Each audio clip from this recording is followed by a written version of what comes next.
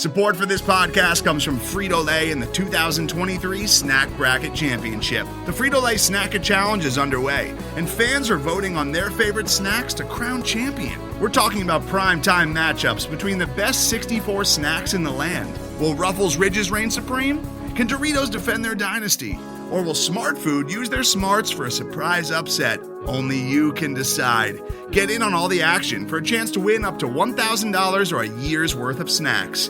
Let your snacks be heard. Just go to fritolaysnacket.sbnation.com to vote and enter for a chance to win. No purchase necessary. Sweepstakes ends April 3rd, 2023. Void where prohibited. Year's worth of snacks awarded in the form of 52 coupons, each good for one bag of chips. See official rules at fritolaysnacket.sbnation.com. This is the Black Gold Banneret Podcast.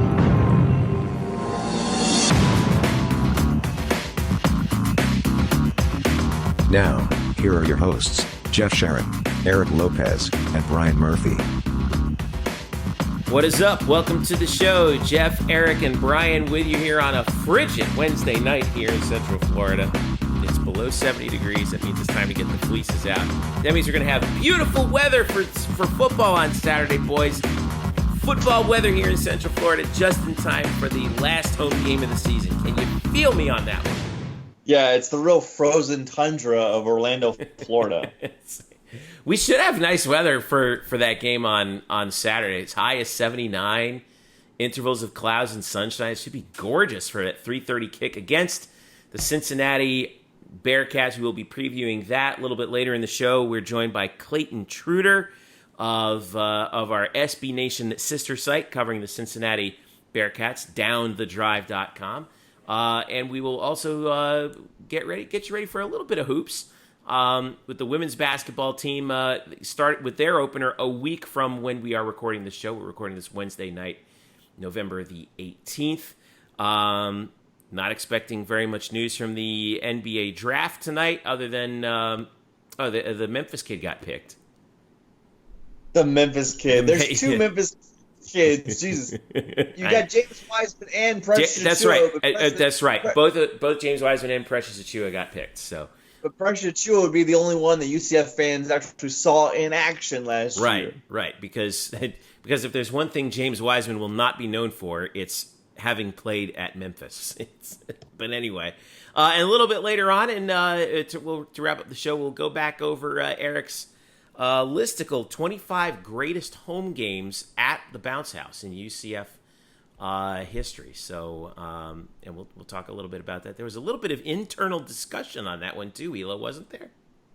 Yes, I'm fired up. Like where games should be ranked, and stuff like that. Like my colleague there, Andrew Glutkoff, who of course we're going to be on night shift there. We'll talk about that later. Not happy with some of my rankings, but that's okay. Well, if you're unhappy with the rankings, you can reach out to us on Twitter at UCF_Banneret, Facebook.com/Black and Gold Banneret, or blackandgoldbanneret.com. You can also email us at blackandgoldbanneret@gmail.com. With that, let us get going with our preview of UCF against Cincinnati. The Knights and the Bearcats.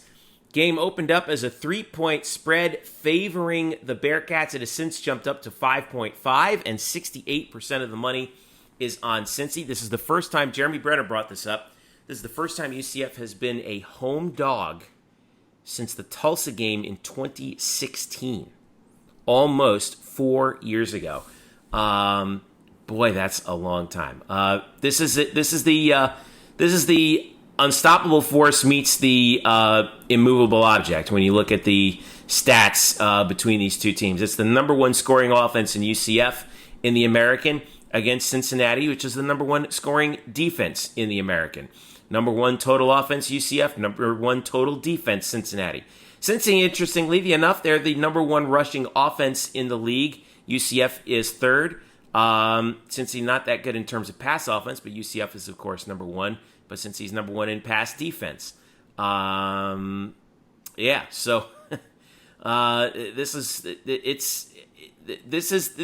these two teams. I really do think, due respect to Tulsa, due respect to SMU. I do think that in our heart of hearts, these are the two best teams in the American facing up on Saturday at 3:30 on ESPN. Murph, you've been following things since. Obviously, of course, you're always following everything that closely. But an impressive performance for UCF against Temple, but it was against Temple. They jumped out quickly, 21-3, and then I felt like they kind of put it in the right lane on 55 on cruise control the rest of the way. Now, why they did that, I don't know. Probably, not wanting to put too much on film for Cincinnati. And obviously we're still waiting on some other things having to do with the game. But your sense heading into this week of what UCF feels like they need to do in this game. Well, what's funny, Jeff, is when you enter this kind of week, you're really amped more than usual. I'm speaking from a media standpoint to really talk to the players and coaches, because sometimes with games like this on the horizon, you'll get some really good sound bites. Remember when UCF played Tulsa earlier this year? Going into that game, Dylan Gabriel had a line about how he remembers the game from last year against Tulsa, and he's never forgotten it. And it was all in. He made his desire to get retribution very public and very known. And, of course, he didn't get it because UCF lost that game. Didn't exactly work out. Beside the point, I will say that this week has been extremely dull. The guys have been asked repeatedly about, since the Cincinnati game last year, up there where they lost. And what does it feel like to really be the hunter instead of the hunted, which is a position that UCF has not found itself in really often at all in the last 4 years. And no one has taken the bait. No one has put up any bulletin board material. They've all said cliches and platitudes. And I think that's fun. I think fans are fine with that because it shows that they're focused on this game. I think overall there's two very clear ideas, or a clear idea coming out of each camp, coming out of UCF and Cincinnati. UCF, even if they're not willing to say it, knows very well what this game means, and that by somehow, some way, they are still alive in the title race for the conference. And they also remember last year at Cincinnati, and they would like to get revenge for that game. They won't say it, but I know that game has been fresh in their minds. And for Cincinnati, this is still a game where they feel like they need to prove themselves. Luke Fickell has talked about UCF being the best team in the league and that they have a championship and we don't. So while Cincinnati is the team that's favored here, I think Cincinnati also feels like it still needs to prove. It still has something to prove. And UCF is feeling like they have some revenge to hand out. And so we'll see which narrative wins out on Saturday night. Yeah, this definitely feels like, from the Cincinnati perspective, it feels like they feel like they can finally wrest the belt from UCF. You know what I mean? To use a pro wrestling metaphor, which I know you guys are really excited that I'm able to use. A couple of interesting numbers I found out from this game as I was looking it up, Eric Lopez. UCF is 1-5 against the spread in their last 6 games. Cincinnati is 5-1 against the spread in their last 6 games. And also, I found this bit to be interesting. Since the incident that occurred just prior to the Houston game, all right. Prior to that, UCF's defense was allowing more than 33 points per game. UCF's defense was allowing that. In those 2 games, and yes, I know it's Houston and Temple, but still, UCF's defense has allowed 13.5 points per game. So, next man up seems to be working pretty well, doesn't it? Yeah, but this is a different animal now. I know. This is not a depleted Temple roster you're dealing with. This is a Cincinnati team that, I think these are the 2 most talented teams in the league. I do agree with that. I can't say they're the 2 best teams because Tulsa's beaten UCF twice. So I got to respect Tulsa, what they're doing. But nonetheless, this is the heavyweight title fight. And Luke Fickell, you guys mentioned it. He says, hey, UCF's still the most talented team. And the American Conference Championship has basically gone through UCF since he's been there. This is a huge game. I just think you can't take it away from UCF has still been the most talented team in this league, and they have done an unbelievable job in this league. And for the most part, since I've been in it, obviously Memphis won last year, but it's had to go through UCF.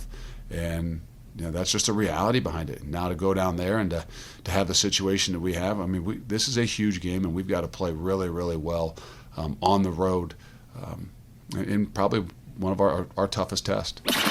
All right, that was Luke Fickell from Media Availability earlier this week, and I think there's a lot of respect here. I think I think both teams know what the other can do. I think this is a nice, fun rivalry potentially here. And we know the matchups here. And I think, to me, there are three categories when you break this game down that I'm going to keep a close eye on Saturday. And what's so fascinating about these two teams, you compare to last year's game and into this game, there's a lot of similarities here. Number one, red zone. Cincinnati, are you ready for this stat? This blows me away. Teams have gone to the red zone against Cincinnati's defense 19 times this year. They've only given up 6 touchdowns. 6. That's pretty 31%. good. That's one of the best in the country. They're top 10 in the country in red zone defense. And guys, one of the concerns here is UCF's red zone offense. They're not great in the red zone. And you go back to last year's game, UCF had 6 red zone opportunities, only scored 1 touchdown. I think that's one big factor in this game, to me, that worries me about this matchup from that standpoint. Now, you mentioned, Jeff, the defense. Yes, they've been playing a lot better. But this is a Cincinnati running game that I don't think UCF has seen with Houston or Temple. This running game with Desmond Ridder, we'll talk about that more with our guest later on. It's a running game that's physical. They're gonna be at UCF, and I think the key category for the defense, third down conversions. I don't know if people realize this. Cincinnati offensively, 52% third down conversions, 14th best in college football. I don't think people realize that. And what that means is they're moving the chains, they're playing long drives, and they're keeping their defense fresh. And that's something that the UCF defense, when they've struggled, they've been having a hard time getting off the field on third downs. And I think that's a key category there. So to me, Jeff, that's what we're going to learn a lot about this defense this week is, can they get off the field? I know we're going to talk about Desmond Ridder. Can they contain him? Do you put a spy on him? But can they get off the field on third downs and get their team the ball back and have more frequent possessions? Because that's one of the things Cincinnati's going to do. They're going to try to shorten this game and play it on their terms with Desmond Ridder and his ability to be a dual threat. Yeah. Third down, by the way, UCF's defense third down conversion percentage, they're tied for 63 in the country at about 41% allowed, which is obviously 63rd in the country, quite average. And interestingly enough, teams love to go for it on fourth down against UCF, and they've been successful in doing so. Opponents are 71% on fourth down against UCF this year, which is kind of mind blowing. Red zone offense for UCF, again, very average, I would say overall, 58th in the country at 85%. Now that's any kind of scoring how they measure that. Do you get any points on any drive? Not so much red zone touchdown percentage, but still something to be mindful of. Even though UCF has the number 1 passing offense and number 1 total offense in the country. By the way, UCF's got to be better on third down on offense.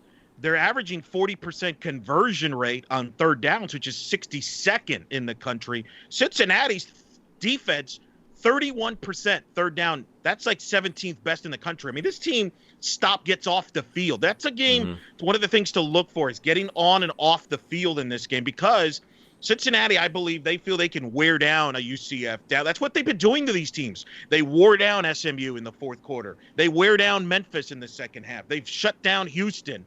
I mean, that's what they do. They just put their will in.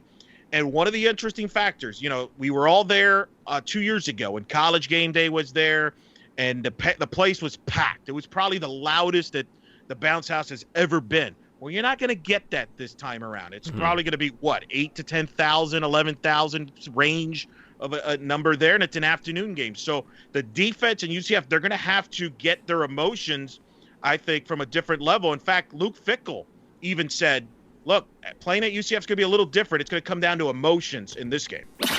To go down, obviously, will be a little bit different. There'll be some fans in the stands, but the last time we were down at UCF, it was a crazy, crazy environment. And so without, the true crazy environment, it's going to be a emotional game. After what we did last year and had the ability to pull it out there at the end of the game, I know that they've been kind of waiting for this, and this is a great opportunity for two of the more talented teams in our league to play. And UCF to me has been the most talented team in the league since I've been in the league. So I think our guys understand that. They understand that from the last 3 times we played them, especially the older guys, at what to expect. So it's a big week. It's a really tough one to kind of prepare for because of the speed and the tempo of things. But it's good that we've actually played them a few times and have a better grasp of what to expect, at least from the speed and tempo wise. That was Luke Fickle talking about. Hey, listen. Hey. What a great name, Luke Heupel. Speaking of Heupel, Murph, you had an interesting question you addressed with Heupel about Cincinnati's defense, didn't you? Yeah, it's obviously the topic of the week, really. How does this offense, go up against that defense? So I just basically asked Heupel out, straight up, what does he see as the challenges that you need to, that you think you're going to see from this top-ranked defense? Coach, obviously Cincinnati ranks in top 10 in so many defensive categories. What makes them just so good defensively when you watch them on film? I mean, out on the perimeter, they contest everything, play a bunch of tight man coverage. Up front, their front seven is extremely physical. They defeat blocks. They tackle well. They play extremely hard. They chase the football. And, for us, I think you got to play extremely hard, snap to whistle, to give yourself a chance to move the football. So there's Josh Heupel talking about the Cincinnati defense. And, guys, I wanted to sort of bring it back to something that Eric talked about and we all talked about, and we'll hear in our interview here in a minute, is, again, how critical this run game for Cincinnati is. Don't think that's obviously not lost on the players at UCF. They know what their job is, and I think Cam Good said it pretty frankly this week, where he was just asked straight up, what do you guys have to do to win this game? And his entire answer was, we got to stop the quarterback. If we stop the quarterback, stop the run, it's over with. And so, yes, they're going to worry about Ritter, passing the ball and their threats on the outside, but they know with Jared Dokes and Desmond Ritter running the ball, that is where this game will be won or lost. The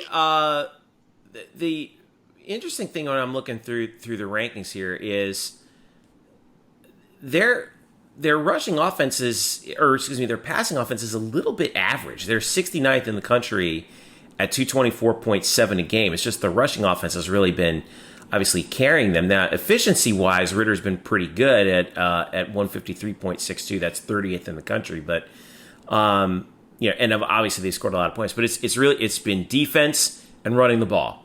And if you can, obviously we know that UCF's offense can try to make things a little bit interesting. But again, we're looking at a situation where are we going to see the best example of the 3-3-5 defense coming to its fruition this week, or what here?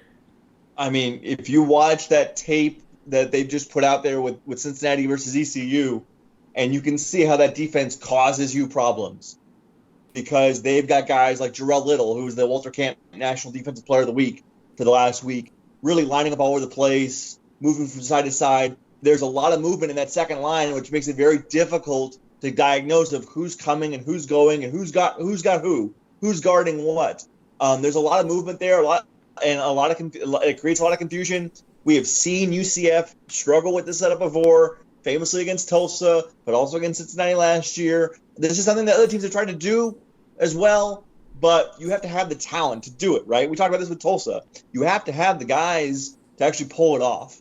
And Tulsa did, certainly with their linebackers, Xavier Collins, definitely, and with Jarrell Little and the guys they have in this very experienced, very senior-laden front seven and back end, they have the guys who can confuse UCF with this setup. We've seen it before, and now it's going to be up to UCF to, even though they know what's going to be faced to them this weekend, and they have to figure out a way to neutralize it, and that is going to be fascinating to watch. Guys, almost every week we hear something from UCF about how they lined up in a formation that we didn't plan for, or that we didn't see on film, or so we had to adjust. And UCF has done a pretty good job of adjusting in many games this year.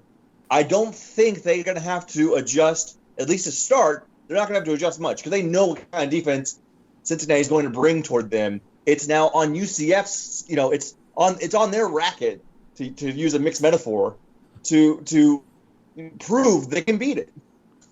Now, part of that might be obviously through the passing game that we've seen so far to this point. Now, let me ask you this. Yep. There's been some rumblings about maybe could this be the time that we see Trey Nixon come back? Anything on that front? Well, guess what? We did see Trey Nixon. I swear we saw him for the first time since week 1. He was on the field with the guys while they were going through their pregame stretches, but he didn't do anything. He was sort of standing off the sidelines, and then when they all went in the locker room and got suited up, he was nowhere to be found. He did spend the game on the sideline. So he's certainly close. We know now that he has practiced for about 2 weeks, closing in on about 2 weeks here. We will do our usual dance on Thursday where we're going to ask about Trey Nixon to Josh Heupel. We're probably not going to get a firm answer on it.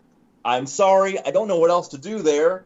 We will probably have to see Saturday again at around 2 o'clock when guys come out for pregame warm-ups what it looks like. And hopefully Trey's out there because this is the kind of game, even though we talk about the embarrassment of riches that UCF has on offense, this is the kind of game where you need all hands on deck. Yeah. Well, I mean, this would be a heck of a game for him to come back for, wouldn't it? It could be a new little wrinkle. It could be that's the thing. Because we've already seen what this offense can do, in the last 4 games without him. That's not to say that, it makes it seem like he's disposable, and obviously he's not. He's obviously an incredibly talented football player, but you add him to the mix of what we have seen so far, that's, as good as Cincinnati's defense is, that's a tough task, isn't it? Certainly. Well, it is, but remember, they faced Nixon last year and Gabe Davis and Marlon, and Adrian Killen. So it's not like Cincinnati's going to be surprised. I don't think they're like, oh, boy, another additional talent. Look, these two teams, there's talent on that secondary for Cincinnati. I mean, Gardner up there is one of the top corners there. There's a guy named Kobe Bryant Murph, who's a playmaker. Yep. I mean, that's a great name to be So I think this is the one secondary can match up with UCF. I really do. I think that's going to be, and there's going to be adjustments here. And let me give you a shout out to Marcus Freeman, who is the actual defensive coordinator at Cincinnati. Obviously, Luke Fickell gets all the attention, and rightfully so. But I think Marcus Freeman is a rising star as far as a coordinator. Don't be surprised if he ends up being a Power 5 defensive coordinator in the future or a head coach somewhere else. I think he's done a heck of a job with that Bearcat defense, is working with Luke Fickell. So I think there's going to be wrinkles here. I think Luke Fickell is going to have another wrinkle added into this game. I don't know what it is, but they're going to have another wrinkle defensively, and it's going to be about adjustments throughout this game. I think if you think that UCF's going to see one look the entire game, I think you're going to be surprised. I think both teams are going to have some wrinkles here, and I think it's going to be a lot of fun. I'll give you this one stat to keep in mind Saturday. Cincinnati defensively this year has given up an average of 4.1 yards per play. That's top 10 in the country. UCF is in the top 15 in the country. Offensive yards per play, 7.2. You look at UCF's, they've been held under 5 yards per play in the Josh Heupel era twice. One was the LSU Fiesta Bowl, which you were at, Murph, 4.1 yards per play. And then last year's game against Cincinnati was 4.4 yards per play. If you look at the Luke Fickell era, one of the worst performances in yards per play was 2018 at UCF when UCF averaged 6.6 yards per play. Just keep a track of that stat. Whoever can get closer to their average, in my opinion, wins this football game. Mm-hmm. And we will see at 3:30 p.m. on ESPN. Good time slot, right, Eric? Yeah, especially now that there's no CBS SEC game at 3:30. They're going to be putting the Mountain West. Good luck with that. So I think there'll be a good game. Mark Jones and Dusty Dvorak will be doing the game with Quinn Kestenich down on the sideline. So should be a fun game. I think it's a very highly anticipated game in the league. And, so it's going to be a lot of fun. And by the way, for those wondering if Trey gets to play or not, my suggestion is just follow Spokes Murphy on game days.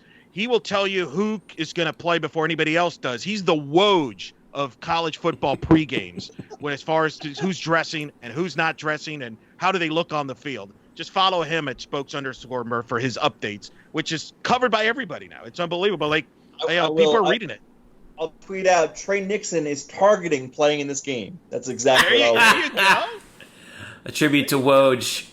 It's fantastic. We've got all right. So I don't know who else is on the slate after that. Just or across from us, right? Other than the Big Ten has Wisconsin against Northwestern on ABC, which is a pretty significant game in their division over there. It is, but that's not a matchup that's like whoa. It's not like Wisconsin against Penn State or something like that, right? Well, I mean that the winner of that game is probably going to go to the Big Ten championship game to get blown out by Ohio State. So I mean, there you got that. Well, that's one way of putting it. Well, it's still good time slot for UCF. That's right. And a chance to get a big home victory. What was that, Eric?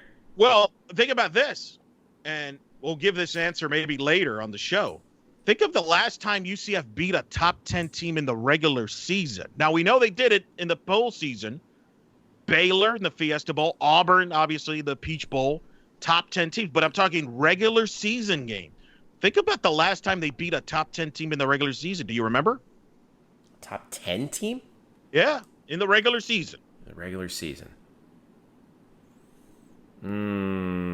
This is where we need this is where we could have used the Jeopardy theme right here in honor of Alex Trebek right here. I know in 18 when Cincinnati was here they were top 25. Right, but not top 10. But they weren't top 10. You got me on that one. You and I watched this game together, Jeffrey, and Murph was in California. That's my hint. Ooh. So basically, Jeff, what he's saying is it happened between 2009 and 2015, basically. I'm drawing a blank. I don't have it. I should know this. 2013 at number 8 ranked at Louisville Teddy right. Bridgewater. Oh. But that was a road game, though. That wasn't a home game. Right, but top 10 team in the regular season. Still a top 10 team regular. I said top 10 in the regular season. I mean, home game, we got to go way back on that. Way back. Yeah. Like maybe, in fact, you could find that out on blackandgoldbanneret.com. My top 25 greatest games in the bounce house. That's right. Which top 10 team was the last time they won at home? Which was actually Houston, 09. That's right. Because that's right. Houston was in the top 10. And 09, yeah. In that was 09. Kevin Sumlin, Case Keenum team. That's right. And that was UCF's first ever win over a ranked opponent, if I'm not mistaken. Is that right? Well, I don't know about that part. But I know it was the top 10 at home. Murph, were you at that game? Did you cover that game as a student? No, I left for California a few months before that game. Wow. Yeah. Boy, you missed out. Unbelievable. So hey, listen. It's going to be a good one, 3:30 p.m. We will have a preview coming up a little bit later on this week. We'll have all of our usual stuff. A roundtable is going to be coming out. Hey, this is a live version of Night Shift. Live Night Shift post game. Yeah, Andrew Glukoff. We had a great post game live on Saturday night at midnight. I felt like I was Dana Carvey hosting on Saturday Night Live there. And for those wondering, we will get Murph back on live at some point during that show. We gave him the night off because, well, it was midnight. But you'll be back, right, Murph? Live. People wanted you. They missed you live. I figure I can join this week, depending on, how things go. We'll see. Yeah. And a chance to really spoil things, not just for Cincinnati, but probably for the rest of the conference as well. If UCF does knock off Cincinnati. Isn't that interesting, too, where, UCF can end up spoiling the party because that would clearly open up a New Year's Six spot for BYU if they win out, right? Well, I think they could both still. BYU could still get in, even if the American is represented or CUSA. They could get both of them in. Like BYU's kind of like a Power 5. They're kind of weird because they're not a Power 5, but sometimes they're treated like a Power 5. So, but they don't have a sweetheart deal like Notre Dame has. I've seen them in the bowl projections. They have them in the Fiesta Bowl, and they have Cincinnati in the Peach. So. Speaking of which, check out your AAC bowl projections also. That's right. Drew and Eric on blackandgoldbanneret.com. All right, let's put the plugs aside for a second and plug something else. When we return, we will talk a little bit more about the Cincinnati Bearcats with Clayton Trutor of our sister site on SB Nation, Down the Drive. And then we will also talk about Eric's listicle on the 25 greatest games in Bounce House history when we return. This is the Black and Gold Banneret Podcast. We're back after this. Today's episode is brought to you by Cars.com. With over 2 million vehicles and 50,000 more added every day, Cars.com will match you with the perfect car for you, your budget, your life, your style. And if you're ready to say goodbye to your current car, Cars.com will get you an instant offer to cash it in. Just start by entering your license plate and get matched with a local dealer who will write you the check. So whether you're looking to buy or sell, just go to Cars.com. It's magical. Welcome back to the Black and Gold Banneret Podcast. Jeff Sharon, Eric Lopez, Brian Murphy with you. And earlier today, we linked up with one of our friends from the SB Nation network, family of team sites, our sister site covering the Cincinnati Bearcats, Down the Drive. We met up with Clayton Trutor, who covers Cincinnati Bearcats football for Down the Drive, along with being he's a history PhD from Boston College, guys. Did you know that? Boston College, huh? Yeah, That's pretty good. Dr. Clayton Trutor of Down the Drive joined us to talk about the Cincinnati Bearcats coming in. Here's our interview with Clayton. Clayton Trutor from Down the Drive. How are you, bud? Nice to see you here on this Wednesday night as we get ready for the biggest game of the year between these two squads. How's it going? Doing well. Very nervous about the game, though, certainly. You're nervous? Oh, indeed. Really? Absolutely. Because we're nervous. Well, I mean, I speak for I'm always nervous. You can ask Eric. Like I'm, we're getting ready to play, I mean, you name it, South Florida. And I'm like, how are we going to blow this one? But yeah, he's right about that. And the difference is this time there's legitimate reasons to be concerned because we're playing a great team here, a top 10 team, Cincinnati. I mean, what has this been like for you, Clayton? What's it been like this season? I know it's been unique with everything going on, but this Bearcats team has dominated this season on both sides of the ball, and the national media is giving you some love as a result. It's kind of been a tale of two seasons so far. Early on, they sort of seemed like a disappointing success in certain respects. Ritter wasn't playing that well. The early games were competitive longer than they should have been. But all of a sudden, the last 4 weeks, they've been just knocking people out left and right. So it's kind of tough to know which team moving forward the Bearcats are going to be. Are they going to be the team that struggled with their somewhat weaker opposition early on, or the team that's risen to pounding on SMU and Memphis and the like in recent weeks? So it's tough to know. I mean, coming into this week, I really have no idea what to expect. And certainly you can't fool around with Central Florida. You guys are one of the most explosive teams in the country. Well, this is, the matchup of the top offense in the American against the top defense in the American. It's an interesting note here that this is the first time that UCF has been a home underdog in 4 years since the Tulsa game in 2016. So, obviously we know what we're concerned about on your side. We've been following Cincinnati the whole year, but from your perspective, what concerns you the most about facing UCF? Well, first of all, home dogs are who I always bet on. That is my go-to bet in all instances. So if I had no association with this game, I'd be like, I'm going to pick UCF in this game. Your ability to move the ball so quickly is very concerning. I mean, I think you have the best receiving tandem in the conference. Gabriel's been a fantastic quarterback. You move the ball effectively on the ground with a range of different backs. I think we'll be able to move the ball against you. I think Randy Shannon's got some things going on with the defense. But it strikes me just man for man, Cincinnati should be able to move the ball in this game unless Ritter regresses back to what he was like early in the season. I find Richie Grant is a particularly impressive tackling machine from what I've seen. But for the most part, I think Cincinnati should be able to assert its will on offense. My concern is simply, will Cincinnati live up to its reputation on defense and be able to stop the juggernaut that you guys have?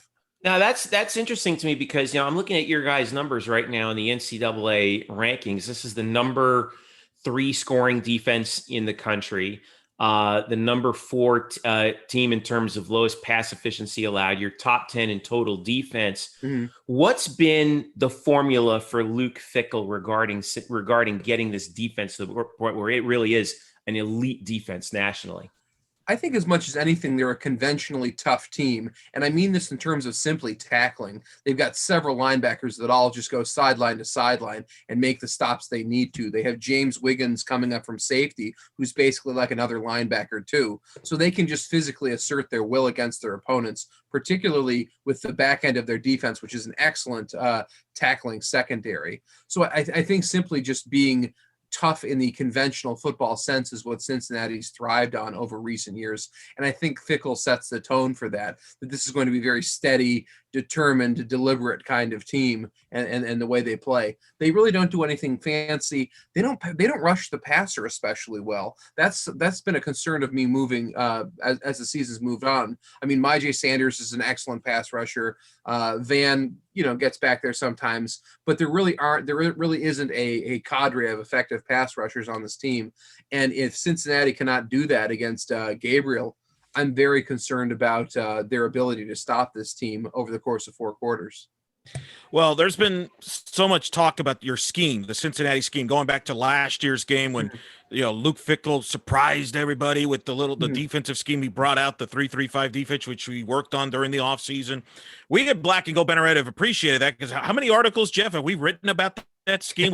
Our staff has written about that. We've written about the 3-3-5 defense more than I think anyone has ever cared to write about that scheme in the history of football, to be honest with you. And are still writing about it this week. So just tell us a little bit about that scheme and what makes it unique. And I know it starts the linebacking play, which is something, the UCF's lost to Tulsa.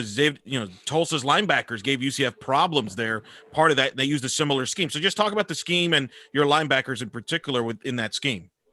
Well, certainly Jarrell White and Beavers are among the best linebackers in the conference, but we really have 4 or 5 guys who play regularly as a part of this rotation.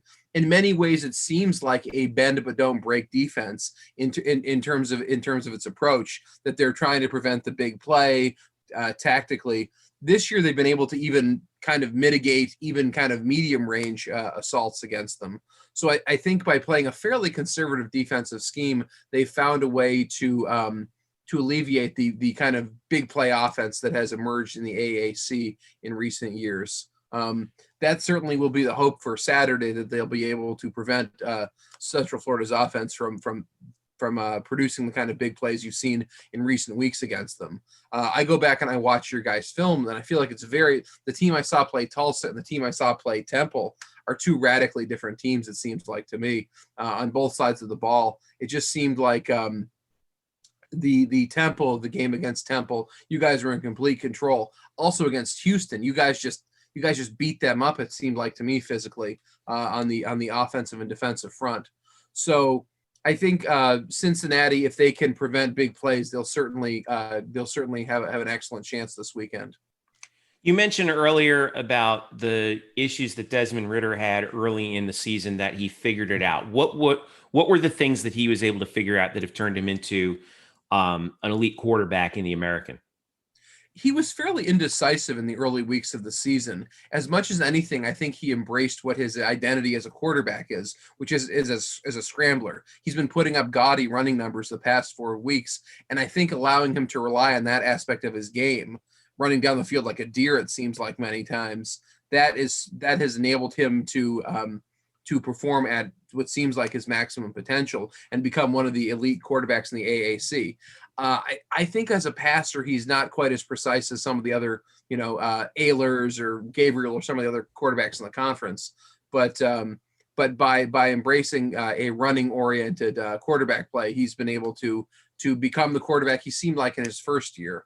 If you go back to 2 years ago, the thing I thought most about Ridder was he was a guy who could just step in poop and turn it into gold, like any situation. It could be 3rd and 17. It didn't matter. He just kind of made it happen. That dissipated a little bit last year. This year, early on, the issues he faced in his second year as a starter seemed to be popping up again. He was throwing some bad interceptions. He was making some poor decisions, missing passers. But as he's reasserted the running aspect of his game, it has opened more things up for him that maybe his skills as a passer would not allow if he was simply a more traditional game manager. You're go ahead, Eric. I'm sorry. Well, and I wanted to expand on him as a runner, because I think that's been a big part of your success offensively. Because I'll be honest, Clayton, going into the season, I wasn't really optimistic about Cincinnati's chances this season. I kind of dismissed them because of Michael Warren, who I thought was a phenomenal running back. And I didn't think, man, how are they going to replace that production and offensively? And he's helped them as far as that running game, as well as Jared Jokes and even Jerome Ford. I know has gotten carries there. And that's obviously that running game still very successful, averaging over 6 yards a carry as a team. Just talk about that running game and how it's been so successful, because I think Ritter's been a big factor in that. Absolutely. And in many respects, I think he is the genuine replacement for Warren, more than Dokes or Ford or even Charles McClellan, who is featured a little bit, has. Cincinnati, I mean, Dokes struggled early on in the season, as Ritter struggled too in terms of his running production. As Ritter opened things up, Dokes has opened up more, and Ford has contributed more as a changeup kind of back recently too. So I think Ritter has become the driving force in their success running the football, even more so than Dokes, who certainly is very effective by the goal line. I don't think he's quite the runner that Michael Warren was in terms of his durability, in terms of his explosiveness either. Over time, as Jerome Ford gets more experience, I think he may end up being closer to a Michael Warren type back. But yeah, I mean, Ritter is really the straw that stirs the drink in terms of the running game at this point. You guys are 7-0 right now. The outside chance CFP talk is quite hot around Cincy at this point, between the Bearcats and BYU potentially as a non-automatic 5 conference participant. Here's the thing about Cincy's schedule that I think was really interesting, though, is 6 of your first 7 were at home. And now you're coming up on this 3-game stretch on the road at UCF, at Temple, at Tulsa, and who knows, you may end up having to face Tulsa again in the American Championship game on December the 19th. Yes. Are there concerns about, hey, we really haven't been tested on the road just yet? Because the one road game you had, you guys blew out SMU, and I thought was pretty convincing fashion. Absolutely. That's both this game and Tulsa are incredibly concerning. Tulsa's been rescheduled. That was supposed to be, I think, our 3rd game. And certainly they've been a very impressive club throughout the season thus far. They move the ball incredibly well, too, and also have a pretty stout defense, as I saw on the tape of you guys against them.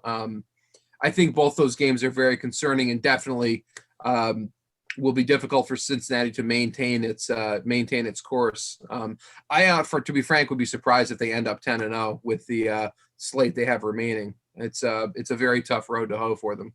But if they get to 10-0, you think that the Bearcats have a shot of getting in if they win the American, of getting that 4th slot? I think they have a shot, and I think they should, but I'm not sure. I think, to me, the idea that Ohio State is still ranked so highly, having played, I know it's not their fault, but they've only played 3 games. It's completely based on reputation and not on resume at this point. I mean, certainly they'll have a resume builder this weekend after Indiana, but Alabama. Boy, is that saying something?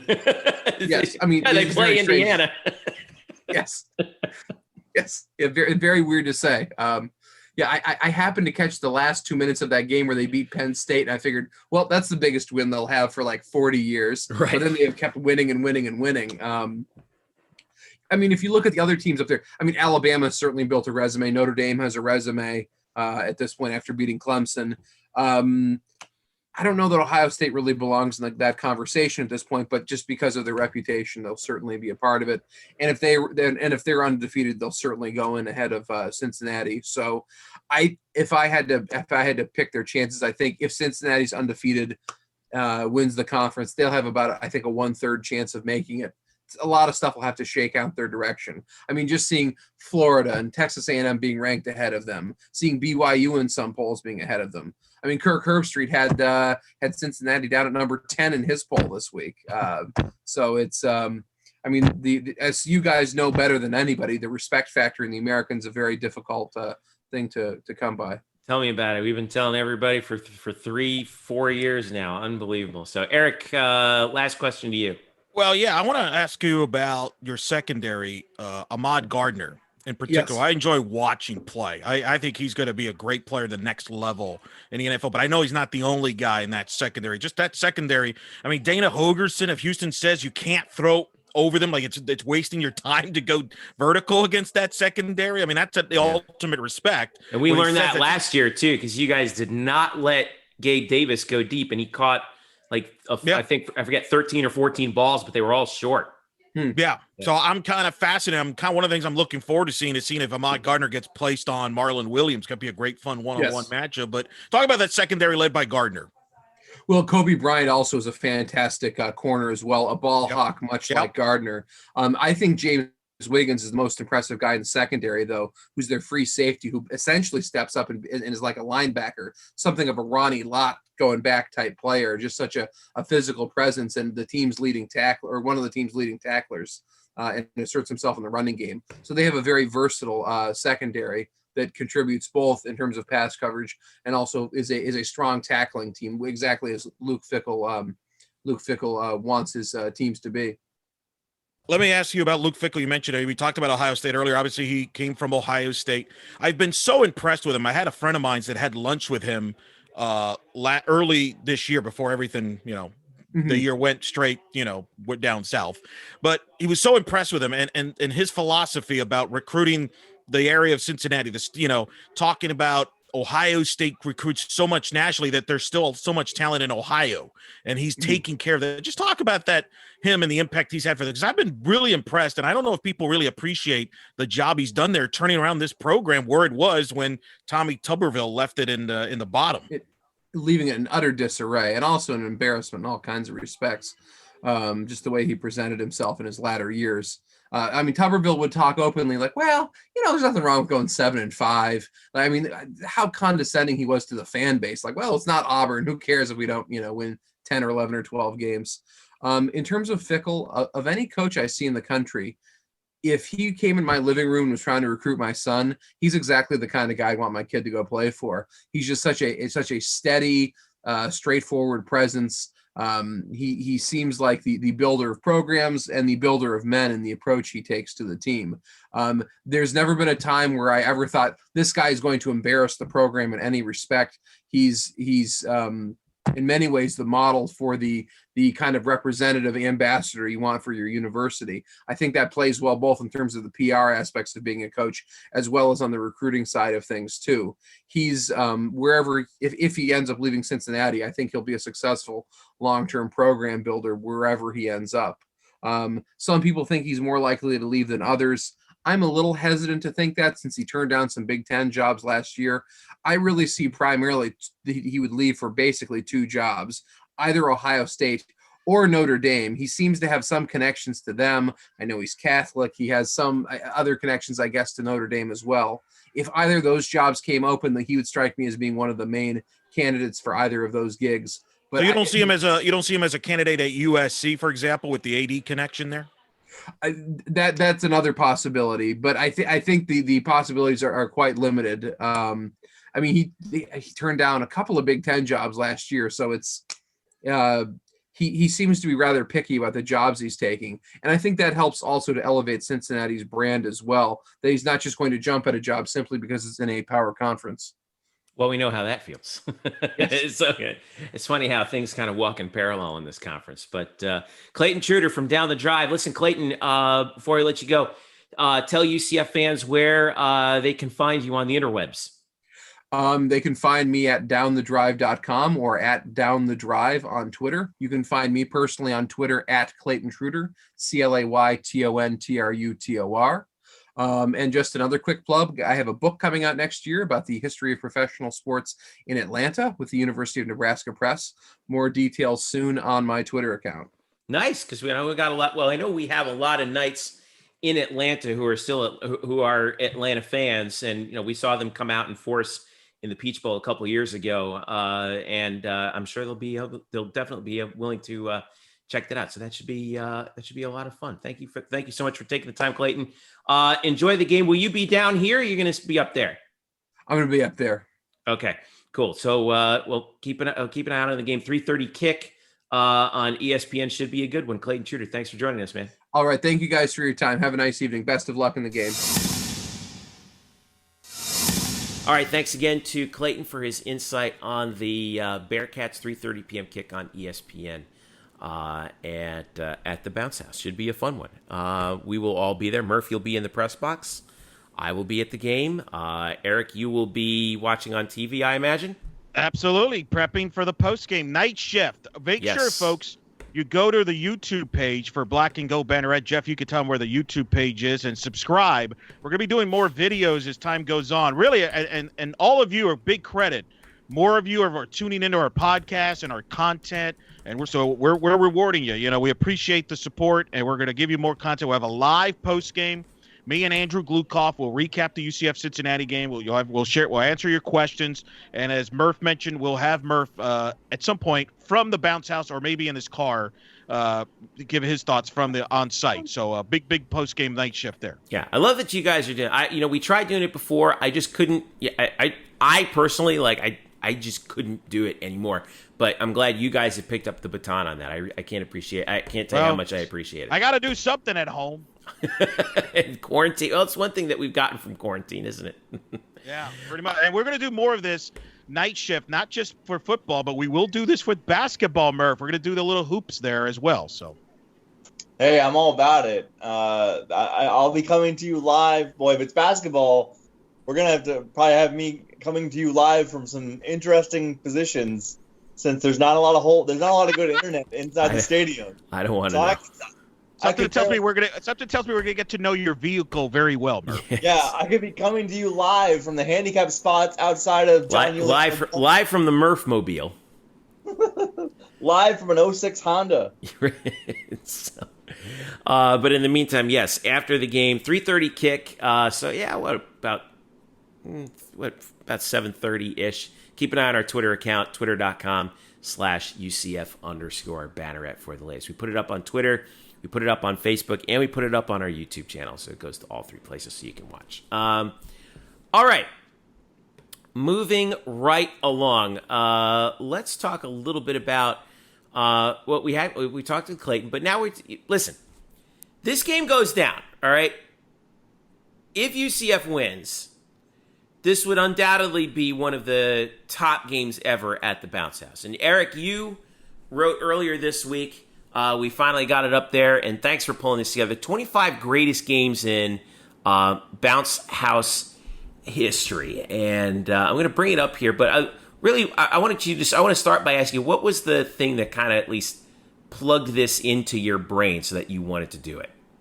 Well, I mean, part of it is, we had Andrew Glukoff do the 25, this is the 25th season of UCF football in the FBS, and he did the all-time team. And I think we all agree one of the more significant moments of this program's history since they joined the FBS was getting the on-campus stadium. Mm-hmm. And it's been a difference maker with the environment and everything. And so I wanted to do a 25 best games in part to honor the 25th season of UCF football in the FBS level. And I think the on-campus stadium has helped this program become a consistent top 25 program, really. So I wanted to do that with some of the marquee home games, especially, let's be honest, the majority of us, myself included, this is the first year that I will not see a UCF football game in person since 2004. So it's been a little unique. So I know I'm not alone in that. So it was just kind of cool to get some look back at some of the games from the past. And I know I've had some feedback from people that appreciated that. They were at those games because we've had some great moments at home and some marquee games. And that was kind of the reasoning behind it. A lot of interesting moments. And this could be another chapter, like you mentioned, this Saturday against Cincinnati, a top 10 team coming into the Bounce House. You got to go back to that, top 10 win against Houston back in November 14th, 2009. That was the program's first win over a top 25 team. It was that homecoming game. Now, Houston was ranked 12th. Now, depending on which polls you look at, they were a little bit outside the top 10. So they weren't top 10, but that was the first win over a top 25 team. 37-32 that day. So that's the eighth. I have it rated eighth. That is the eighth best game at home there. And that was a great game too. So just kind of wanted to share a lot of that leading up to this Cincinnati game. Yeah, I remember I was actually at that game, and it was interesting watching Houston. They kind of played right into UCF's hands in that respect in that game back then. That was when We still had the black jerseys at the time, but the white helmets. Boy, UCF style has come a long way. I don't want to spoil too much of it here because we want you obviously to read the article. Love to know how many of you have been to all 25 of these games, though. By the way, I think there were a couple of controversial things that you and Drew were talking about in the group chat, though, right? In terms of switching, you said you could switch number 3 and 4, which number 4 is the 2007 Conference USA Championship where UCF beat Tulsa. Number 3 was the 2018 American Championship, the second in as many years. That was the Daryl Mack game. Yeah, and look, I mean, they're both great games. I defer to both of you. You both were at the Daryl Mack game. Jeff, I've known you for 15 years? Yeah. Something like that. I don't ever remember having as excited as you were, as the chills that you had, than the following that game. Like I think that's one of your favorite games ever. Yeah, right? it really was for me personally because it was. You can tell that the entire stadium that day, even more than the game the year before, with is Frost leaving, all that kind of thing. Are we going to go undefeated? I felt like the emotion of the 2018 game was a lot more raw because of Mackenzie Milton, and how is this team going to come out and play in this first game really without him? He was still in the hospital back in Tampa. It was just a really raw emotional day, and the plot of that game did not do well for anyone's blood pressure, certainly not mine, that day, with the way Memphis kind of came out. And Murph, we were sitting next to each other that day too, right? Yeah, I was going to say, Jeff, wasn't I sitting next to you for that entire game? Yeah, it was a pretty nerve-wracking time, but like that second half was just I don't know, it was like some different force kind of took hold of the team and brought them to a championship. You can call it second half Randy Shannon, call it whatever you want, but you can also call it Mike Norvell going into a shell. Call it Mike. Call it Mike Norvell doing Mike Norvell things. But, but it was. I will always remember the very raw emotion of that game and being on the field with the players and the coaches when it was over, and you could see the relief of winning that game too, and they obviously they were all thinking of Mackenzie, but they were all, I think, highly relieved about how it all came down. Down double digits. Remember the famous Josh Heupel raising his hands to get the crowd going. Yeah. So I just remember, what's his name for Memphis? Just Daryl Henderson. Just Mike. I know. Well, it's one of those things where you try to block it out of your head, but like Daryl Henderson just played such an amazing game. I mean, he was absolutely unstoppable. Ran for about 400 yards on the first three carries. It felt like every time they gave it to him, it was just a 75-yard touchdown every single time. Man. He was kind of like Kevin Smith was in 2007 against the Tulsa game, right? Except even more efficient because it wasn't ground and pound. They would just get it to him. So he threw a touchdown pass in that game. Remember that, Murph? Yep. So that was good. I have that game over the 2007. Look, the 2007 was so special. It was the first conference championship game, and Kevin Smith played great. Mm-hmm. But I think the Memphis game is more significant. It was I think more fans remembered that game and the story you guys provided. I think you both would agree. I think, Murph, were you at the 2007 title game? Yes, I was. You were at both. You could kind of give a comparison of the two. I was probably in the press box for that one too. Yeah, I mean, obviously this is more fresh in my mind, and again, the style of play and the emotions of that day in 2018 outweigh anything in 2007, which yes, felt monumental because it was still the first year of that stadium, and UCF obviously was coming off of some really, really, really bad seasons, not that long, prior. But that felt more like a football win, right? That was a football game where a team played better than another and it won, and all right, that was great. But 2017 and 2018, with the Frost rumors in 17 and then the McKenzie injury in 18, they brought a completely different specter to the game, and so that's what makes those games stand out. And that's, when I make this draft, the order, it's not based on, hey, just the greatness of the game. There's what are the circumstances around it? Like, I have the Cincinnati game from 2018. I think I had it ranked number 5 in the rankings. Now you could argue that wasn't a great game. UCF dominated, but it was such a special night, right? It was ABC primetime. I've said this. It's probably the loudest I've ever heard that stadium. And it was obviously coming right after College game day that morning. So there's a lot of different factors that go behind the reasoning behind these rankings. I think my only thing is I would have flipped 2 games. I would have flipped the Stanford game with the Boston College game. You don't like the BC game either. No, I remember how significant it was, but I think that's one of those games where with time it ended up kind of losing its luster because because both of those because that UCF team in 2011 wasn't very good, and it turns out neither was Boston College that year. But I would argue that 2019, the Stanford game, that was a disappointment too. From that standpoint, here's the thing about the BC game: it's the red bandana game. It was a night game. Yeah, no, you're right. Luke Kuechly was on BC, and that was a Saturday. That place was loud. Like I mentioned earlier about Cincinnati, I mean that BC crowd. Top 3 all time as far as loudest at the bounce house, probably right there with the 17 USF game. They were coming off the Liberty Bowl win, and Godfrey was fantastic, and the place was going. And I think people left that stadium thinking, man, this team could be really special. Unfortunately, they were not on the road that year, and that's why they struggled. Whereas the Stanford game was a good game, but as we found out, Stanford wasn't very good either. And UCF didn't have the year that we thought they were. Because remember, a lot of people are like, man, they could go undefeated. They could be a playoff then, and then they lost to Pitt. So they're actually similar games. But I think that BC game, to a lot of people, that was a special night against the BC. Which, remember, you're playing a Power 5 team, which wasn't as common. Here's the thing. I'll defend the Stanford game by saying it was Dylan Gabriel's coming out party.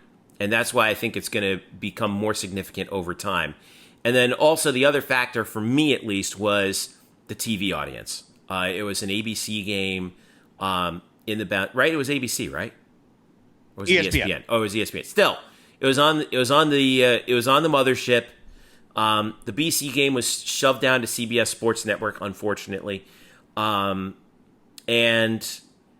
it just didn't have the panache of the Stanford game coming in, because remember at that time it was like, okay, this is a real inter-regional showdown, and yes, you're right, Stanford ended up not being as good as we thought, but David Shaw coach team, Pac-12, rare to see a Pac-12 team come this far east, so it was at least interesting from that perspective. And I think there was and heading into that game, there was a lot of talk about, okay, let's see how UCF does against the power conference opponent. Well, what did they do? They beat the crap out of Stanford in the first 5 minutes, and basically blew them off the field. Yeah, but Stanford wasn't very good. So, I mean, they did what they were supposed to do. I will say, the thing about that Stanford game, also, it was the absolute coronation of Dylan Gabriel, who then takes you into the next generation of UCF football. Right. Because that's why I think over time we'll look back on that as like, wow, you remember that game? Yeah, so the game might not have been great because it wasn't tense. It was over in the second half, and it was a blowout, whatever. But that game signifies a new era in UCF football, led by a new quarterback. All right, that's fair. Yeah, I think the Stanford game ended up being what we thought the BC game would be. I mean, I'm not arguing that they should be flipped. I'm only making a case for the Stanford game because of what I think its significance is. Again, obviously, Gabriel started the week before, but there were still questions going into that Stanford game about who the starter would be, and then there were not questions. Yeah. Like the game before that was FAU, right? And he had a fairly mediocre game against FAU. No, he played well and he started. That was the big surprise, right? Like. Oh, yeah, you broke the story. Yeah, you broke the story. No one cares. That Dylan Gabriel is starting, and so that was big. But going into that Stanford game, there was still a question of, well, wait, I mean, might they still go with Wimbush here? Or what happens when Matt gets healthy? All that was done. All that was done by about early in the second quarter. I don't know what it was.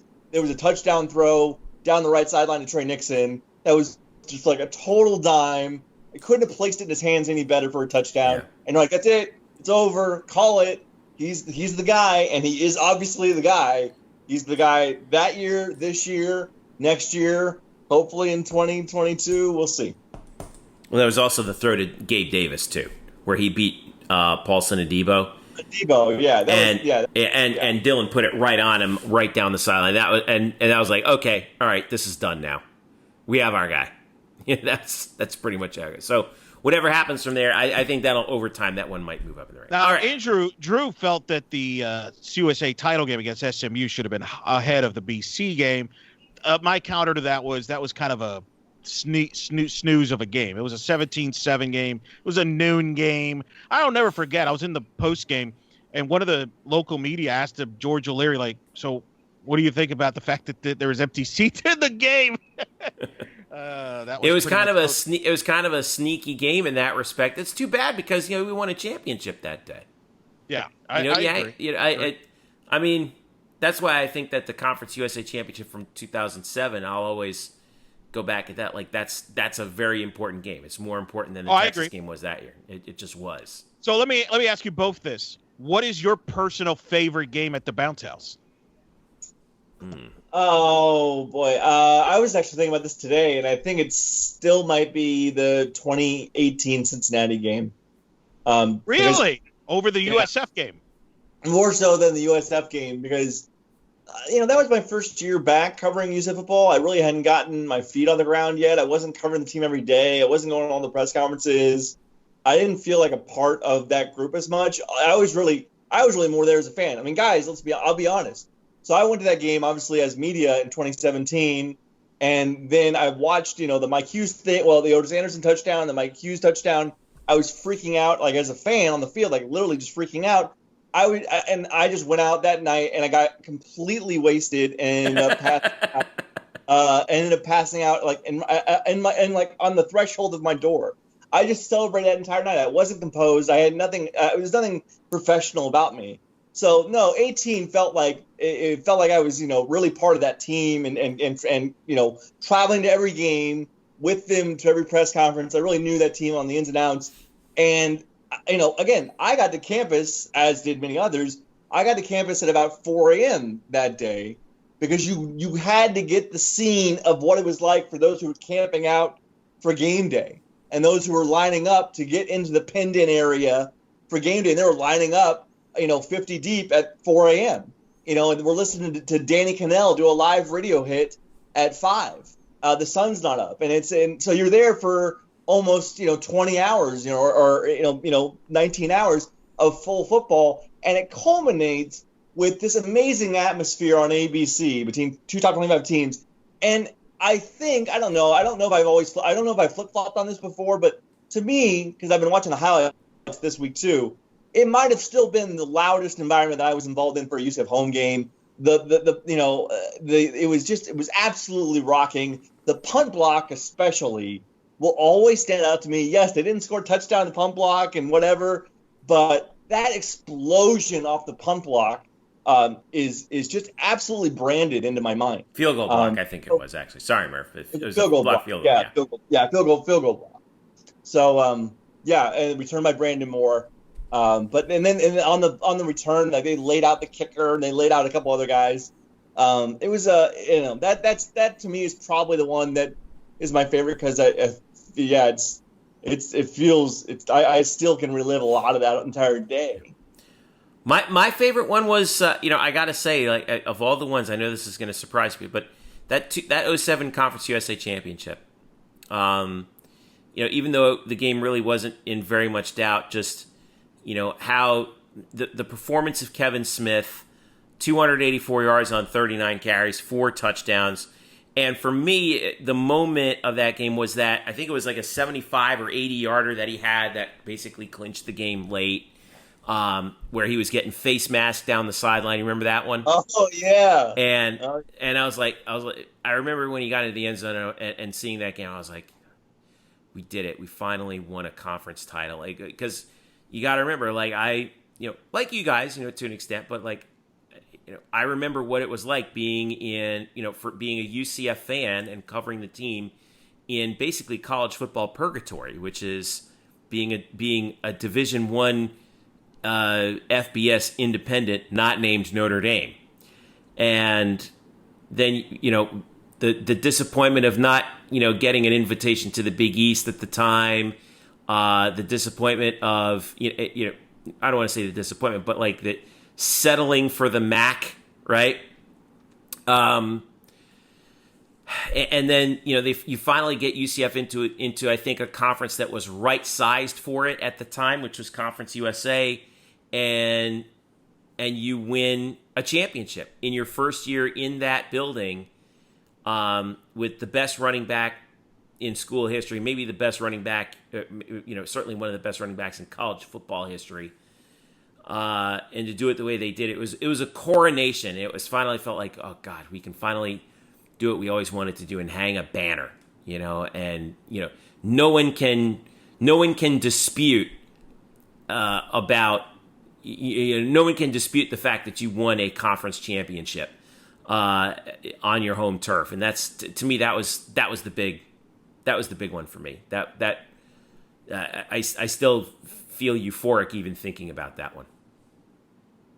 That's good. No, I think that's the beauty of this. Keep in mind, this is all like personal preference and choice. It's all subjective, based on your experience in that time frame. No, it's not. These are the absolute diehard, ironclad rankings in our heads, and nobody can change that, Eric. Don't go wishy-washying this way. I will say that Cincinnati, the whole day is probably the best day, football day. Best day as ever, a whole, no doubt. Right? Yeah. I think the best game, obviously it's going to be, I feel like I'm copping out, but that South Florida game, 17. With everything, what was at stake with both programs, the fan bases, the atmosphere, the game, it's lived up to it and then some. I'll still never forget that game. That's the best football game I've been to at that stadium. And by the way, the following week was pretty good too. So that was a heck of a 2-week stretch. You had a little bit of everything, storylines off the field, on the field. Those are the favorites that certainly jumps out. What 8 days when you think about it between those two games. You picked a good time to be back, Murph. I remember when we talked to we had that rewind with Trey Neal about that whole week, and it was just as surreal for the players and the staff as it was for us. It really was. It was a kind of a surreal moment, and it's something that will never be forgotten. So I think I would have those, but we'll have more down the road. Hopefully, down the road, more games there. But we'll see if this one gets to be on that list at some point. 3:30 ABC kickoff or 3:30 ESPN, excuse me, kickoff for UCF against Cincinnati. We'll see if that one ends up in the annals of the top 25 when all is said and done. By the way, we will have our first a week from when we are recording this, November 25th. We will have our very first non-UCF football event taking place, or will have taken place. The women's basketball team tips off their season against Virginia on ESPN Plus Wednesday, November 25th. That's the day before Thanksgiving at 6 p.m. Next week, we will have our basketball preview show. We are putting that together as we speak, getting everything ready for you to be fully previewed and prepared for both men's and women's basketball. UCF picked to finish second in the league, by the way. So chances. And by the way, that's pretty good. Second place, no UConn, baby. Yeah, no more UConn to worry about. They start on November 25th against Virginia, and then they play in the SEC AAC Challenge at LSU in Baton Rouge on December 4th. That's a Friday. Didn't know this. What, are you dropping Jeff bombs here? Or No, this is all the way up there on the schedule here on the UCF women's basketball schedule page. December 13th, Sunday home for Florida Gulf Coast, and then December 21st, Monday at Georgia Tech. So. Wow, that's big there. And then a few days later, UCF men's opens against Oklahoma, Murph. Yep. And I know, give a little tease. I know Johnny Dawkins spoke to the media this week. Yes, he did, and we'll go more into it when we get to our basketball preview show next week. But we did talk to Johnny, and we talked to Sean Mobley and Darren Green this week.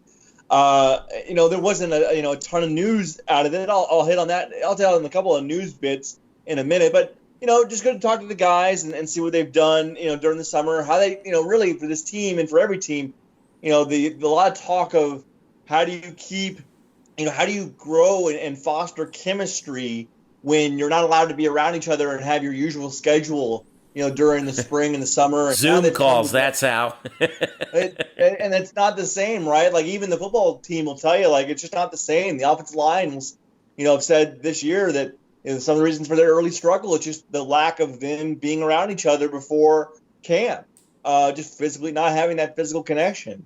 But what's funny is one thing Darren Green said that I think kind of stuck out with me is I asked him what is one thing that he sees on this team that's different from the team from last year, and he said that he thinks that this team connects more, that they're more bonded, which is interesting considering the climate that would be true. But he said, obviously, we've got a few guys coming in who are new, some transfers and some freshmen, but they've really clicked with the team already. But there's a lot of guys that are back from last season, and this certainly is not the tear down rebuild that the 2019-2020 season was, where they're replacing 9 guys. This is not that. So, but it's at least nice to hear that, considering the year that this has been, that this team seems to be pretty decent on the chemistry front. Again, we won't know until we actually see them play.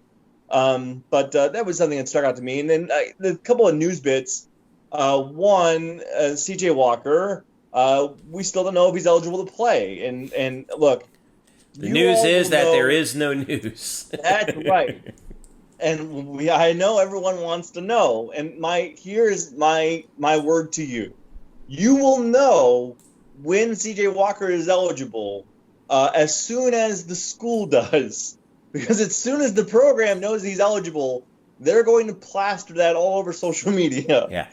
He's going to play. If he plays this year, he will be playing. It's going to happen. They're not going to hide that if he becomes eligible. They're not going to hide that. Like, I think they're going to promote that pretty big. So, again, they're still waiting for the NCAA to approve his waiver.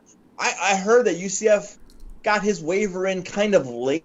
It took them a while to submit his waiver, so that might be one of the reasons for the lag here. And people are complaining that why hasn't this already been approved when the NCAA is approving other eligibility waivers, other programs? Like, I don't know, but I've heard that it took UCF some time to actually log the waiver. And again, I can't really get into all that and why that is. And then secondly, just a good quote from Sean Mobley, a guy who we hadn't talked to before. Who transferred in from VCU before last season and took a red shirt. And I asked him about the schedule, the non-conference schedule to start off the year with Oklahoma, Auburn, Florida State, Michigan.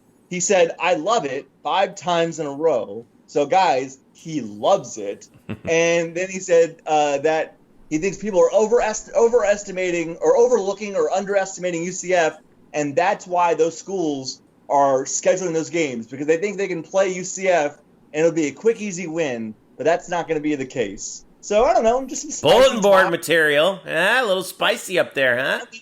I would like a little more spice in our football press conferences, but if I can get some cayenne pepper into my basketball pressers, that's fine too. That works. Works just the same on the recipe. Why not? We'll talk more about all the stuff we heard from the guys next week on the show as we try to put together a full preview. In addition, hopefully, and in addition to also previewing the War on I-4 on Friday, our podcast is going to come out early next week because it's the Thanksgiving holiday, and we have families that we still want to pay mind to. So it's not going to come out on Thursday. It's going to come out earlier in the week. Stay tuned on our Twitter account for all the latest. UCF_Banneret on Twitter. Also, Facebook.com/Black and Gold Banneret. And, of course, blackandgoldbanneret.com. As we wrap things up here, don't forget, we will be covering the game live between UCF and Cincinnati, 3:30. You can follow our Twitter account and follow us right here on UCF Banneret, on Black and Gold Banneret, rather, where we will have the our live thread for the game. And also immediately after the game, Drew and Eric will be on the night shift talking about it afterwards and fielding your questions on our YouTube channel, which you can link to, which we will link to as well as soon as the game concludes. Anything else I got to cover, guys? I think that's it, right?